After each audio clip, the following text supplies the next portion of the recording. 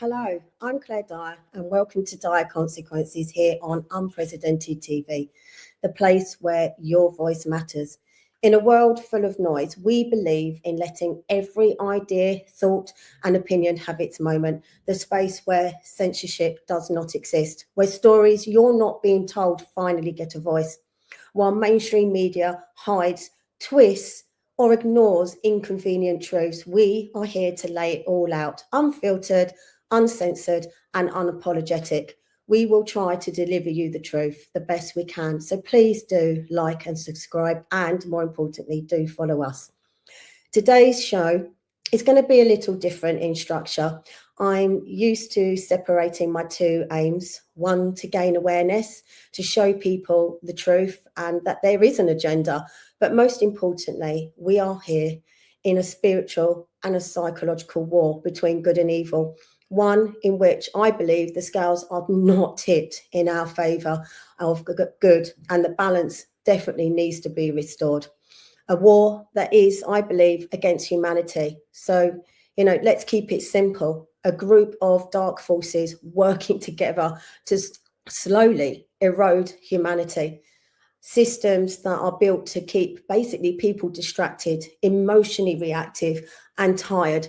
A distracted population doesn't organise, it doesn't reflect, and they don't think logically, and it doesn't act locally. People, they're encouraged to feel angry, moral, and righteous, and instead of behaving morally, and emotion replaces action. I've said this many times before. We get treated more like children and them acting like our parents. And over time, people internalize that role. When everyone is put into groups and boxes, no shared we even exists. So collective responsibility, it just collapses. And everyone wants to belong somewhere. But through so many groups and boxes and labels and identities, everyone ultimately just becomes divided. After enough of these broken systems and empty promises, people just stop believing their actions matter anymore. I want to remind people of their humanity and to look into their heart and soul, because ultimately without this, we are, as a species, we're lost. The other part is campaigning and be physically proactive against certain aspects of this agenda. Fight the fight where necessary, where some of you will actually be used to me talking quite a lot here and there and highlighting issues, their acts, their policies currently going on and still being introduced. A lot of these are happening in my own village.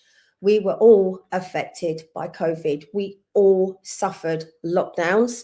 And for some of us, we felt coerced into taking a vaccine that was rushed through trials with no long-term data, whilst others, like myself, were ostracised from society for refusing, not being allowed to enter clubs, pubs, events, or even get on a plane to travel anywhere. We have been inflicted with ULEZ, a war against the motorists, but especially the poorer of society and vulnerable. Parking charges, the loss of amenities, poor public transport, banks closing, solar farms, battery farms, housing on greenbelt.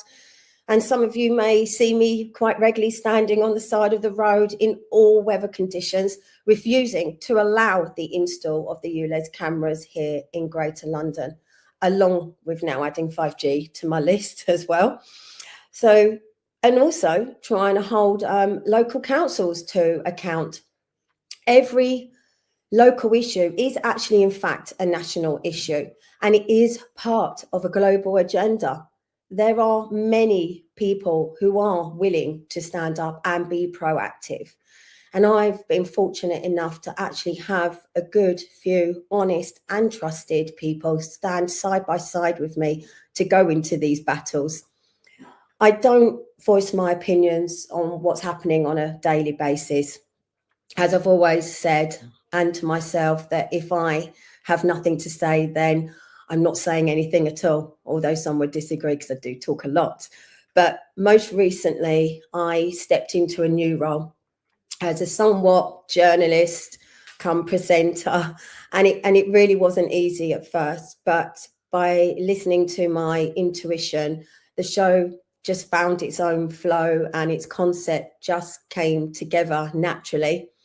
My show's mantra slogan, if you like, is I give a voice to the voiceless, those that have no platform or social media presence and that mainstream media are just not interested in because it's not relevant or it's censored or it doesn't suit the political current climate.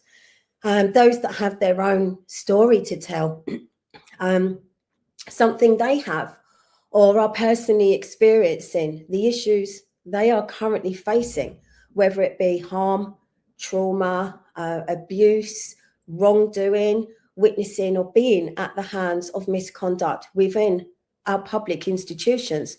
Some of these people are fighting for justice every day. They too, from their personal lived experiences, have dedicated themselves to standing up against injustice.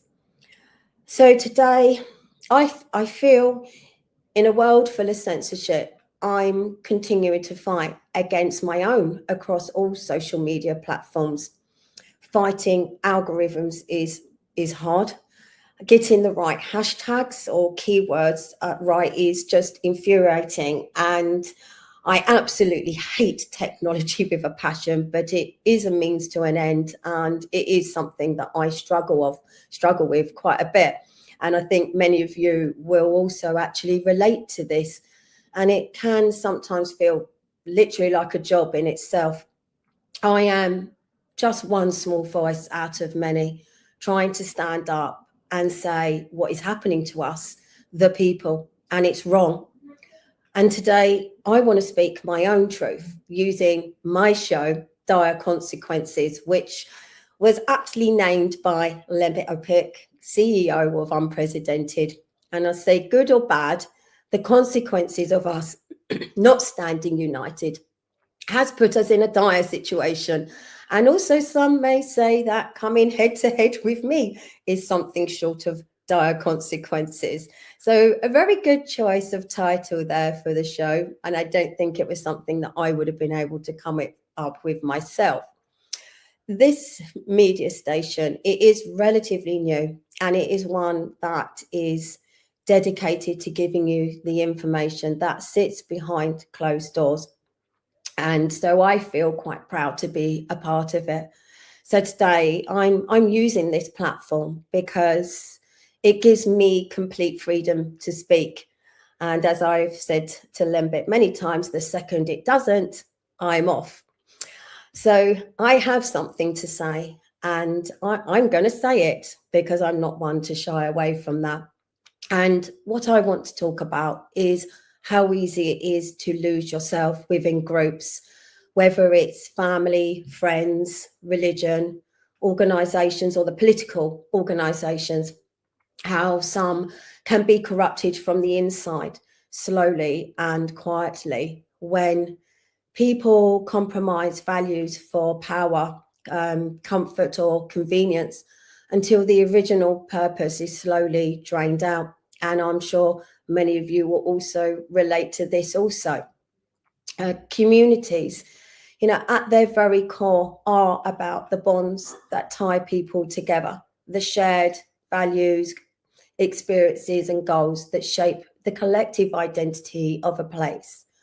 And where I live in Biggin Hill, the furthest village south that sits in Greater London, unfortunately for us, and I've lived here my whole life, and it had huge historical significance that the locals are still proud of, and it's best known for its role in the Second World War, but it began as a Royal Flying Corps airfield in 1917, used to defend London from German air raids during the First World War, our RAF during Battle of Britain, 1940. This history, it does give the community meaning and pride and continuity and a sense that our village matters not just locally, but nationally and probably globally in some ways. And when these bonds are strong, people, they do begin to work not just for their own benefit, but for the benefit of the whole community. Imagine a small town or village where everyone knows each other, where generations of families have lived and worked and raised children, and people are invested in more than just their own lives. They care deeply about the town's village future, its culture, and the legacy.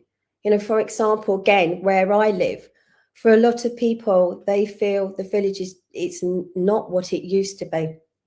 Crime rate is up, vandalism, antisocial behaviour, loss of independent businesses that were run by local people, poverty, extensive long-term roadworks, road closures that have literally become a joke, parking charges, extremely poor public transport, ULEZ, land grabs like housing developments, the solar battery farms on Greenbelt. I mean, you name it, there just seems to be a lot to moan about. And believe me, people are moaning.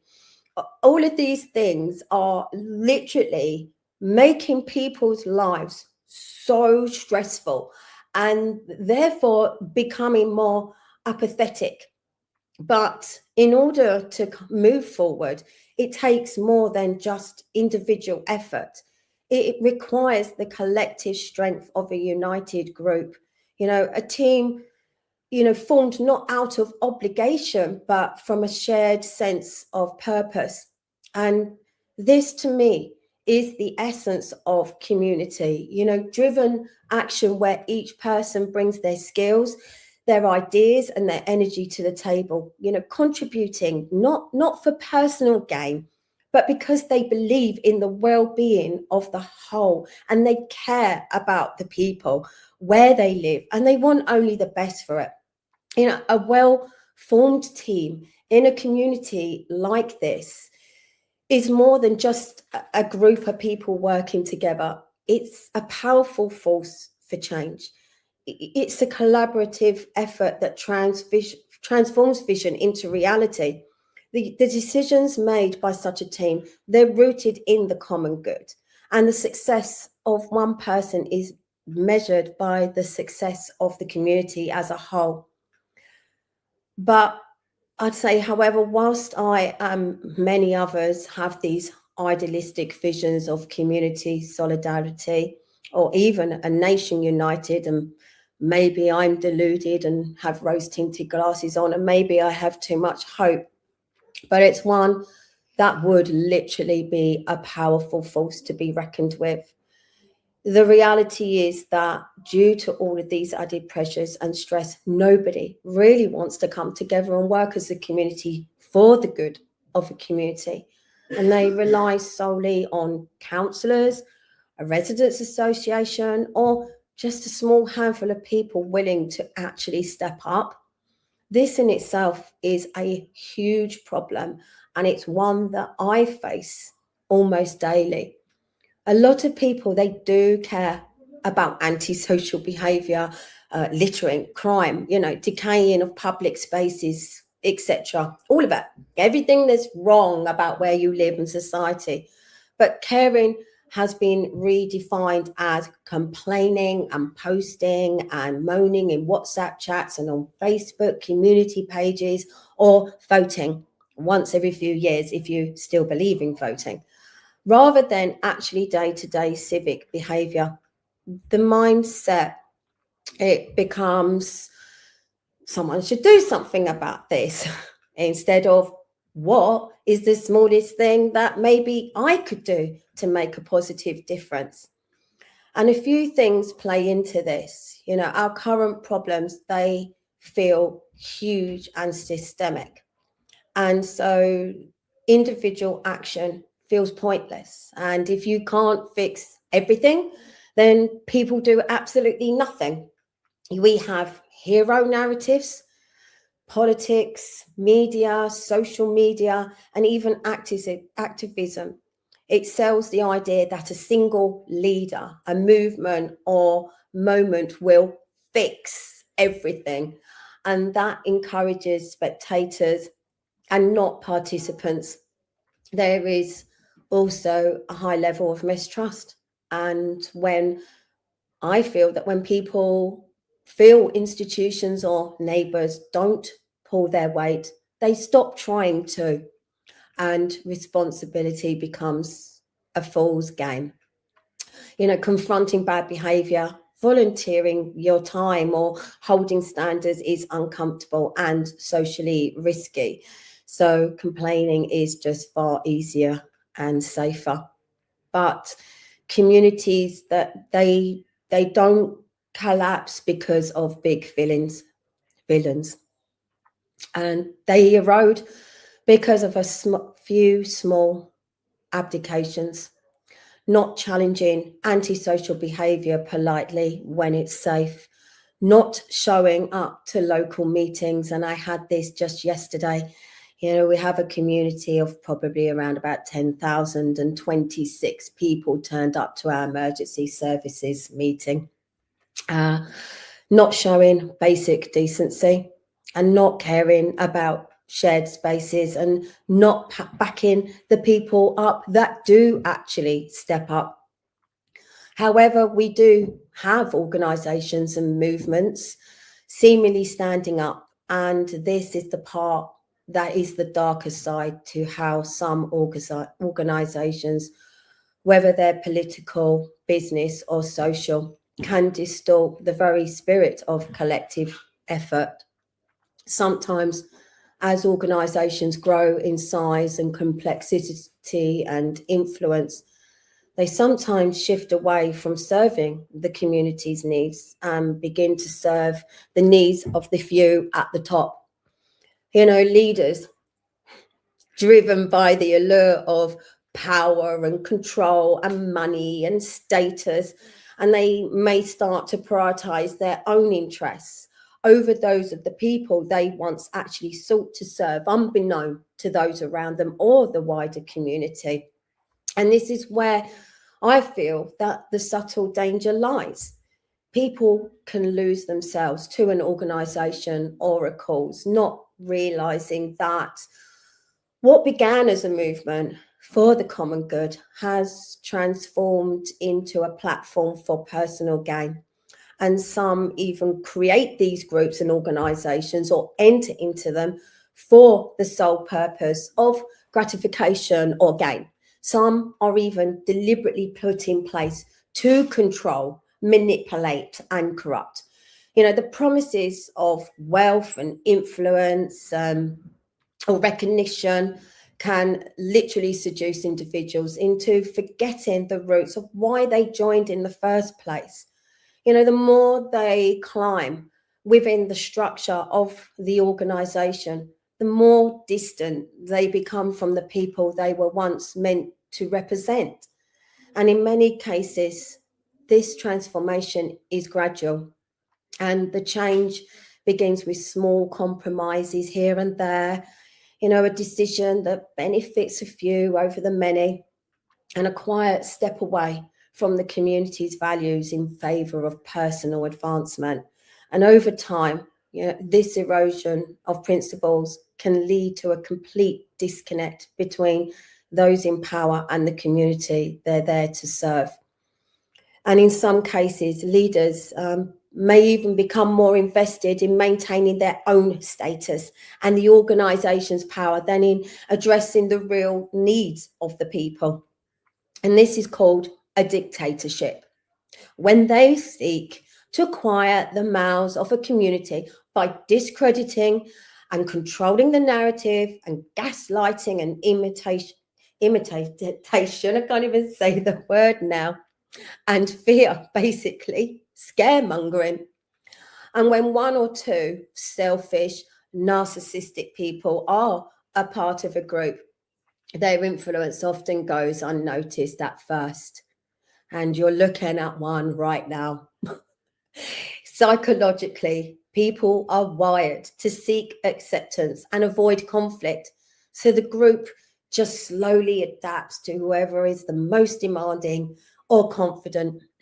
Small compromises are made and opinions are softened, boundaries are ignored, and until what once felt wrong just starts to gradually feel normal. Their, their reality is literally an echo chamber, and they reinforce each other's views. And over time, they may begin using the same wording and terminology, almost morphing into one, repeating identical phrases as if they are shared truths. This shared language strengthens the illusion that their perspective is objective, when in reality it is self contained. And any challenge from the outside, the bubble feels threatening and is quickly dismissed or reframed. And as this emotional energy and attention flow toward them, independent thinking within the group weakens and empathy lessens, self reflection fades, and the group slowly mirrors the attitudes and the behaviors of those at the center. And many people gradually merging into one mindset shaped by repetition, reinforcement, and unchecked ego. And everything comes down to ego. I personally, over the last 6 years, I've referenced George Orwell's Animal Farm many times. I remember reading the book actually as a child, a story about farm animals who rebel against their human owner to take control of the farm. And at first, they hope to create a fair society where everyone is equal. However, as the pigs take charge, they slowly start abusing their power and becoming just as corrupt as the humans they overthrow. Some animals are equal, but some are more equal than others. The book is literally a political metaphor about the dangers of a corrupt dictatorship and a totalitarian world, and how power can literally corrupt even the most well-intentioned leaders. And we were being told years ago with this book, but even as a child, I probably wasn't able to actually take in what it actually meant. And so ultimately, what is lost is not just the integrity of any organization that has lost its way or is showing themselves to not be in the best interests of the people, but the trust of the community. And when people sense or see that those in power are no longer working for their best interests, they begin to feel disillusioned, disengaged, and disconnected from the very community they once helped to build, whilst others who start questioning look for accountability. When any organisation, institution, or public body goes unchecked and stops acting in the best interest of its people, its community, the first signs of resistance usually comes in the form of questions. People ask for clarity. They want transparency and accountability. Psychologically, this is a threat, not just to authority, but to shared story the organization tells itself about being right or necessary. At that point, the response is rarely calm self reflection. More often, the organization closes ranks. Questioners are reframed as difficult or negative or disloyal or abusive is a key one. You name it. Language shifts from addressing concerns to protecting their reputation. All attempts are made to silence those that attempt to question or go against them. And this is a classic defense mechanism. And rather than confronting the uncomfortable truths, the system preserves itself by discrediting those that are asking the questions. And fear and conformity begin to do the work, and others stay silent, avoid being labeled or excluded. Accountability is replaced by procedure, and they start caring more about the looks than about what is actually being done. And instead of fixing real problems, they focus on appearances, good messaging, polished statements, meetings that go nowhere, or actions that are meant to look responsible without actually changing anything meaningful. It's about protecting image and control, not solving the issues. So, from the outside, it may seem like something is happening, but underneath, the same problems remain. It's a way of managing perception rather than actually taking responsibility. And over time, the organization becomes less about serving the community and more about maintaining control until the gap between its stated values and its actions becomes impossible to ignore, either forcing real change or accelerating its collapse. As we move forward, we have to remain vigilant. We cannot allow ourselves to get lost in the system, the matrix, the show, the game, to allow ourselves to be seduced by the promises of power or influence that often come with leadership within an organization or a cause. To be lost to admiration, fame, or money because they quietly rewrite who you're accountable to. It's not greed or ego at first, it's substitution. Admiration replaces self trust, fame replaces purpose, money replaces meaning. And because society celebrates all of these things, the loss looks like success from the outside. And to step away would mean disappointing people, losing status, admitting that you drifted.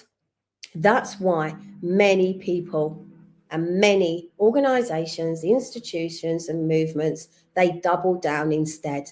And it's safer to stay lost than to grieve who you might have actually been. The fight to preserve our values, to stay true to the collective good, requires constant self reflection, the ongoing habit of examining your own thoughts, your actions, and your motives, especially when things feel uncomfortable or when you're challenged. In layman's terms, it means regularly asking yourself, why did I react that way? What part did I play in this? Or could I even be wrong? We must always ask ourselves, why did we start this journey in the first place? And should always remind ourselves of that, of why we started doing what we did in the first place. This is what keeps people grounded in reality. It helps separate ego from truth. And without it, people tend to blame others, justify their behavior, or just keep repeating the same mistakes over and over. With it, growth is possible because self reflection creates awareness and accountability and the ability to change rather than just defend. It's it's easy to forget the roots of a cause and to be blinded by success or progress. But we must remember the key to rebuilding that sense of unity lies in the recognition that true leadership is about service and not self interest. And a real and healthy community and a healthy world and lasting change are not about personal gain, they are about the people, the values, and the shared vision that brings us together. It is not one person's job or goal to change things for the better. It's not down to one person to clear up another's mess. A truly effective team thrives when its members are grounded in shared values and transparency and a commitment to the common good. Power, when used correctly, should never be about control. It should be about empowering others and creating a space where the community, in all its diversity and complexity, can thrive. So, as I finish today's show, I want to remind us all that we are the stewards of our own communities. And it is down to each and every one of us, if we all care about the place we live, our homes, our neighbourhoods, our community, and this is our community's logo, and our country, that silence or indifference lets problems grow. Waiting for a saviour, whether it's political, cultural, or moral, lets people avoid the harder truth. No one is coming. No one person is coming to save us. It's just the ordinary people standing up and doing the unglamorous things consistently. The uncomfortable flip side by not doing this is that the community you get is, to a large extent, is one that the people collectively tolerate. Standards don't disappear overnight. They're quietly lowered because enforcing them feels awkward. And change doesn't happen by waiting for somebody else to come and fix things. It happens when people speak up, organize, and work together. When everyone takes even just a small part, asking questions, offering ideas, holding leaders or systems accountable, being proactive, the community, it becomes stronger. Individually, our impact might feel small, and I know that I feel like I'm fighting the small battles in a much bigger war. But collectively, if we all did this, consistent action, it can reshape the environment, the rules, and the culture for the better. And maybe I have too much hope, but that's what I believe. It's about turning concern into action and action into real lasting change. The fight, it's not just for us, but for those who come after us. And I hear so many people say this to me, that they're older now and they won't see this in their lifetime, but it's their children and it's their grandchildren. And it's our children, our grandchildren, and our great grandchildren, for the values we hope to leave behind. We must remain aware of the traps of power and self-interest, and we must never lose sight of what truly matters: the well-being of the collective, the voice of the voiceless, and the shared responsibility we all have in shaping the future. And it's only when we remain humble and self-aware and committed to serving others that a team, I feel, can truly reflect the heart of the community, working not for the benefit of a few, but for the well-being of all. Because once responsibility becomes somebody else's job, decline isn't a mystery of how did this even happen. It's simply just basic maths. So today wasn't about having all the answers, and I really don't have all the answers, other than I just feel that people need to step up and play their part, because we are all in this together. That's how I feel. It's about remembering that none of us are meant to figure things out alone. And humanity moves forward not because we agree on everything, but because we choose to listen, we choose to show up, and to care beyond ourselves. So I'm Claire Dyer, and this has been Dyer Conce's Good or bad, on unprecedented TV, where independent voices come together and real conversations are never going to be pushed aside. And together, by sharing our voices and working as a community, and I keep saying this, we have to work as communities. We may have a chance at making a real difference. And I truly do believe that, because then what else do we have? So please join us. And you can currently find us on YouTube and X. And please keep standing for truth and for each other. And I will see you again soon.